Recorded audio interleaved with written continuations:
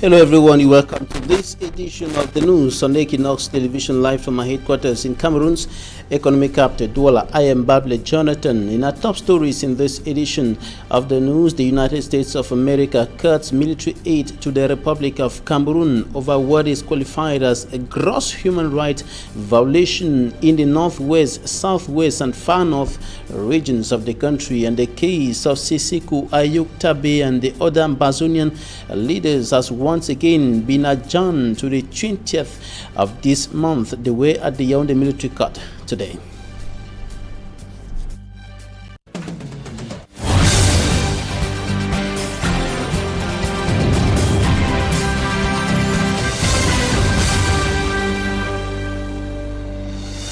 Thanks, ladies and gentlemen, for joining me in this edition of the news on Equinox Television. Today was a tense day in the opaque city of Limbe in the southwest region of the Republic of Cameroon as the Anglophone crisis continues deepening further. Severe gun battle took place today in Mile 4 and lasted for quite a long period of time as the pro-independence fighters came face to face with elements of the National Armed Forces fighting to defend the territorial integrity of the Republic of Cameroon, threatened by the Anglophone crisis that has been deepening for close to 3 years today. And yesterday, the town of Boya, chief town, of course, of the southwest region, was equally in a tense atmosphere. Several vehicles were set ablaze, an individual largely killed, and of course, several gun battles took place in the southwest regional chief town,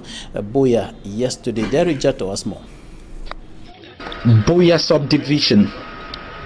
Boya, the southwest regional capital, is in flames. Witnesses say some armed civilians came and set these cars on fire. It is Wednesday, the 6th day of February 2019. Gunshots have been animating the greater part of the night in most parts of this town.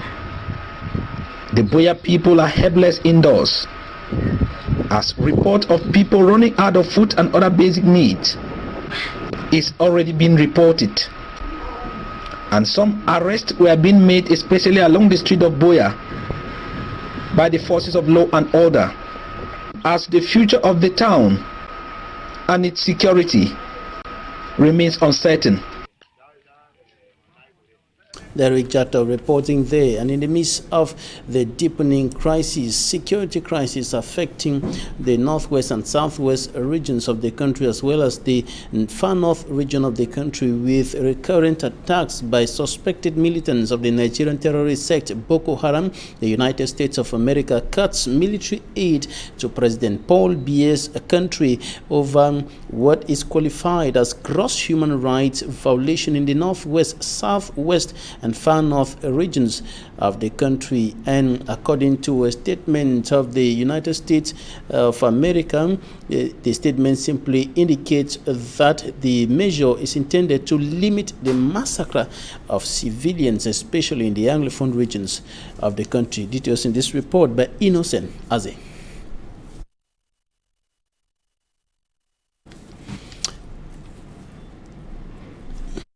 Was to transform to what is now commonly termed Anglophone crisis and go chronic to an armed conflict.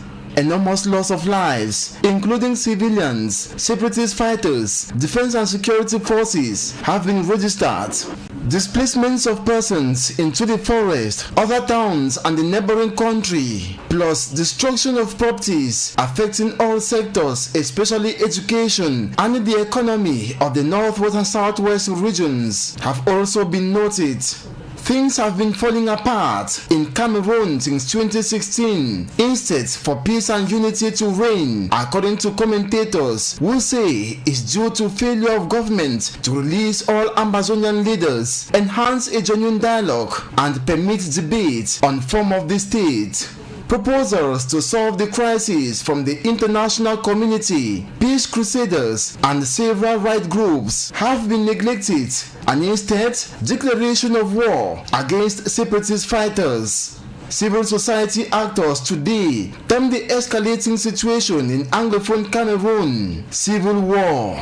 The United States, frowning at the prevailing massacre of civilians in the two English-speaking regions, decided to halt military assistance to Cameroon over what it terms gross human rights violations by security forces in Anglophone Cameroon and the Far North region.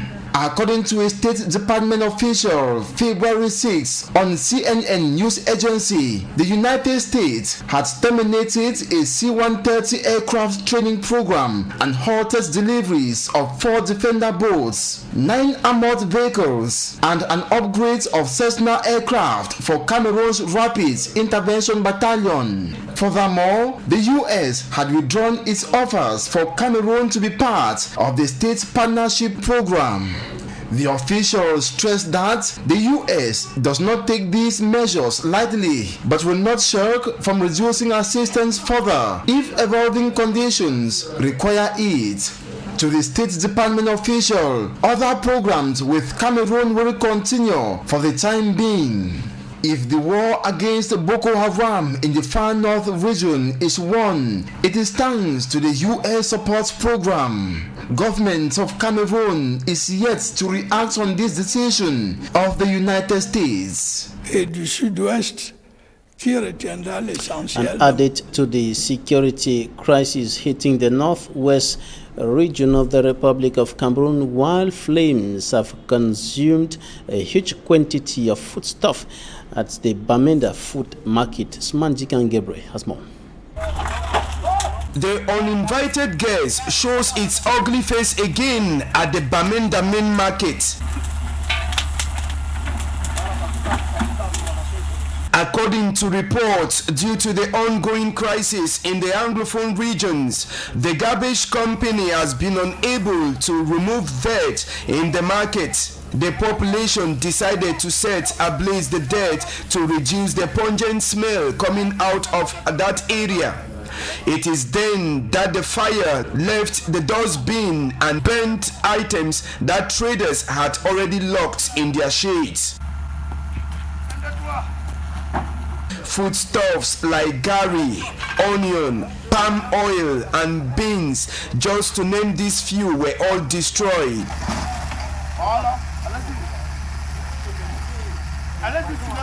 The rapid intervention of the Army Rescue Unit, headed by Senior Warrant Officer Taku Paul, enabled the flames to be controlled from getting into the main stores.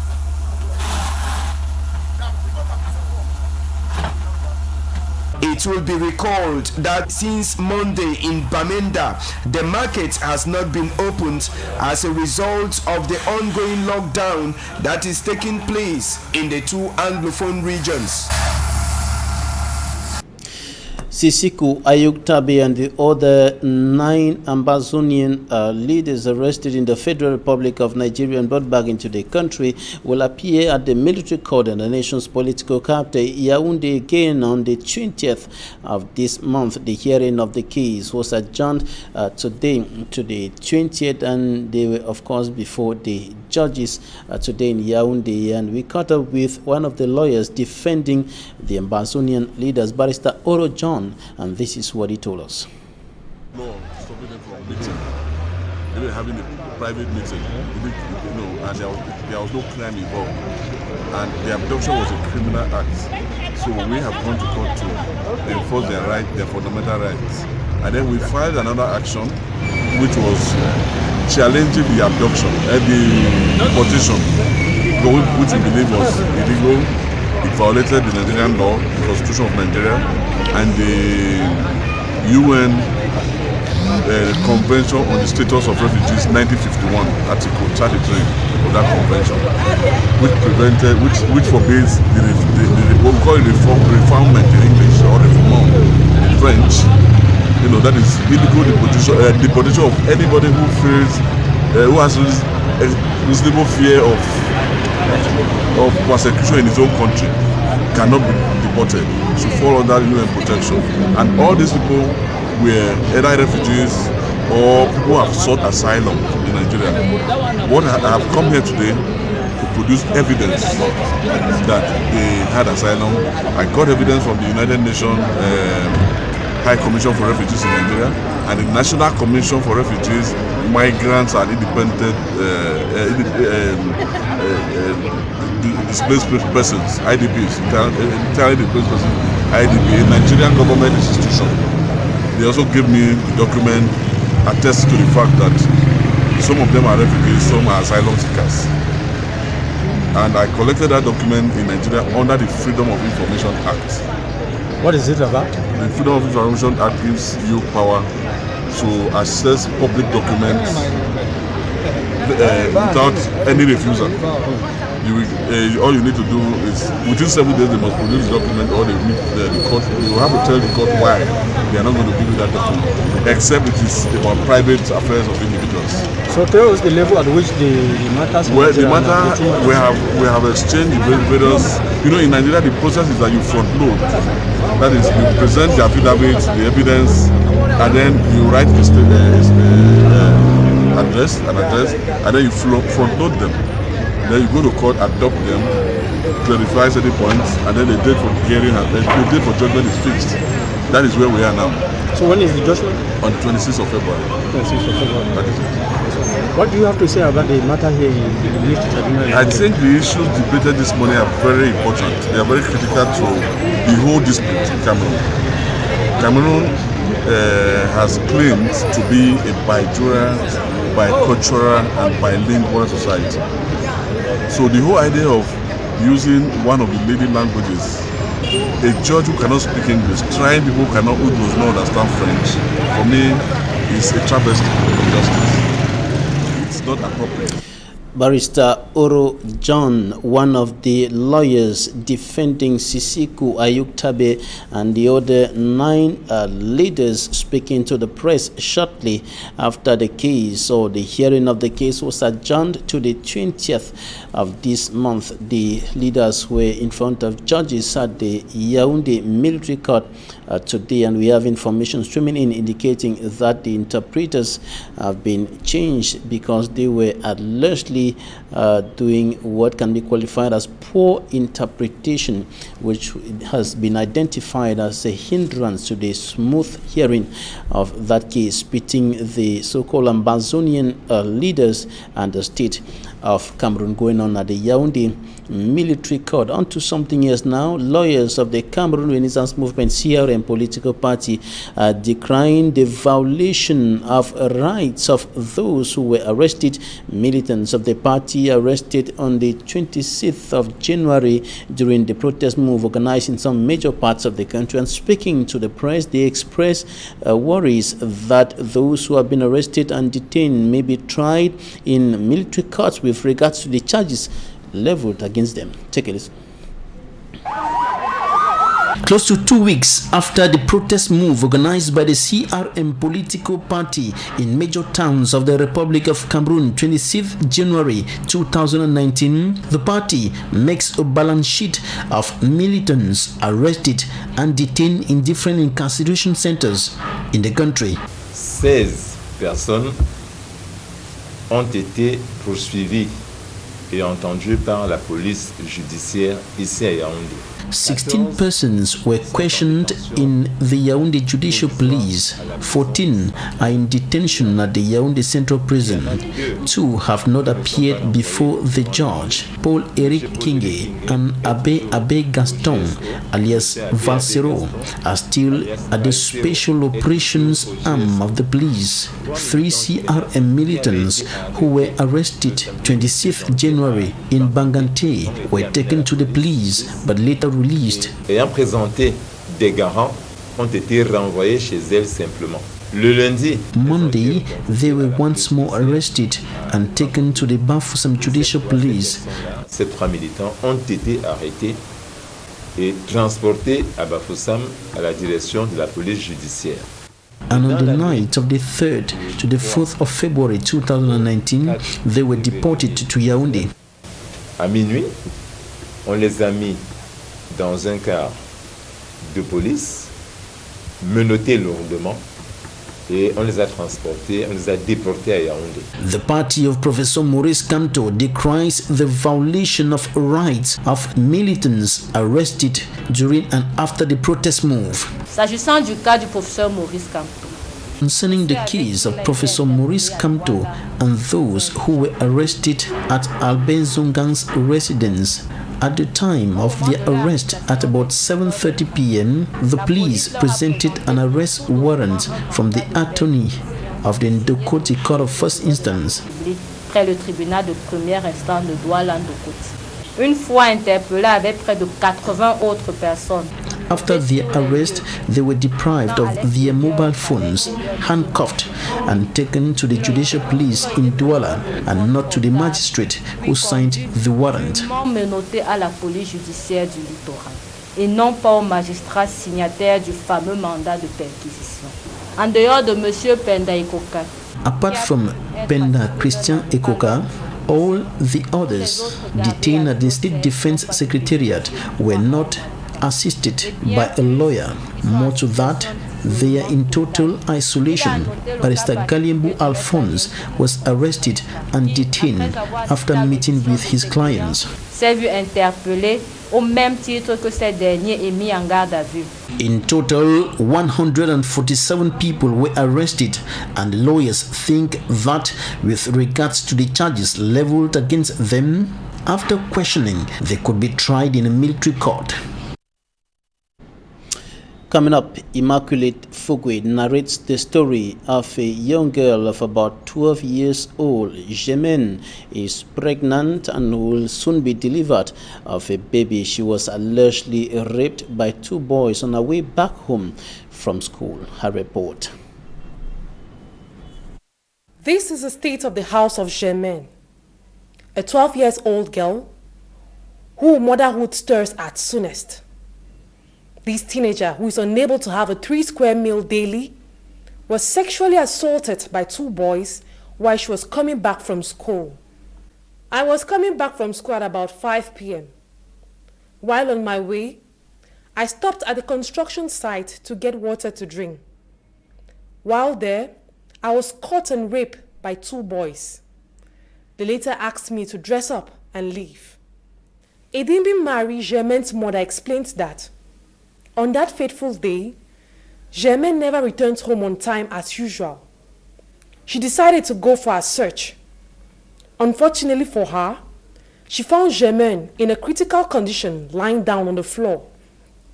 Germaine's mother, who is a domestic servant, further explained that her menial salary of 15,000 francs monthly is unable to adequately take care of the needs of the household, talk less of buying the basic necessities to take care of the unborn child. She decided to go seek for help in an association called Les Enfants Moniques Les Fous de Cœur, who have been offering Germaine medical assistance for the past months to present. The doctor, who has been following her up, explained to us that Germaine has become psychologically unstable since the incident. During prenatal visits, she doesn't want anyone to touch her. Sometimes she wishes she was dead. Je veux mourir. The doctor further explains that Germaine will not be able to give birth normally and that a cesarean operation will have to be carried out on her. This teenager is now at the verge of giving birth, but basic necessities such as baby clothes, diapers, and other infant necessities cannot be afforded by her mom. Germaine is in need of help. Cameroon's Minister of Housing and Urban Development, Celestine Kecha-Cotes, has urged all contractors executing construction works in Marwa and Garwa in the far north and north regions of the Republic of Cameroon to respect the deadlines of their respective projects, or the projects they are respectively in charge of executing. She was speaking during a working visit to those parts of the country. It was in this report by Innocent, or rather Sman Chikangebre. It was her maiden visit to Garoua, North Region of Cameroon. The Minister of Housing and Urban Development, who was on an official visit, took time off to check on all of the projects that are ongoing, particularly the construction and rehabilitation of certain access routes in the town. She also visited the low-cost houses under construction at Bogle in the Marua 3 subdivision. We have seen the project of AFD, and we've seen the project of Can and Planet. And as you were there, you have seen that we went through the details of all the projects. So now that we have the same eyes with contractors, we have the same eyes with controllers that we put on the field, we need to take time to examine and to conclude. The Housing and Urban Affairs Minister was also in Garoua to inspect the AFCON projects, particularly the rehabilitation of the Hundaja Stadium of Garoua, where she used the occasion to call on the population to be actively involved. The minister used the Fufulbe dialect in addressing the population. On donne premier point observatoire gouvernance. The minister explains why the population should be involved. It's very important. If you carry a project in a village without acknowledgement of population, we will not be sure that those population will take care of the project. If the road is not good, it's for them to call the delegate. It's for them to say, to talk to the governor and say that what those people are doing is not a good job they are doing for the country. The approach of the Housing and Urban Affairs Minister was appreciated by the French Agency for Development, partnering with Cameroon on the CD2 projects. The minister, before leaving the North region, left the following recommendations. I want them to really organize themselves to be an expertise enterprise. I want them to mobilize themselves on the ground. I want them to start working. While promising to return to Garoua in a month's time, the projects ongoing were evaluated to be at a 67% execution rate. And that's it for this edition of the news on Equinox Television. Thanks, ladies and gentlemen, for staying with us. Goodbye.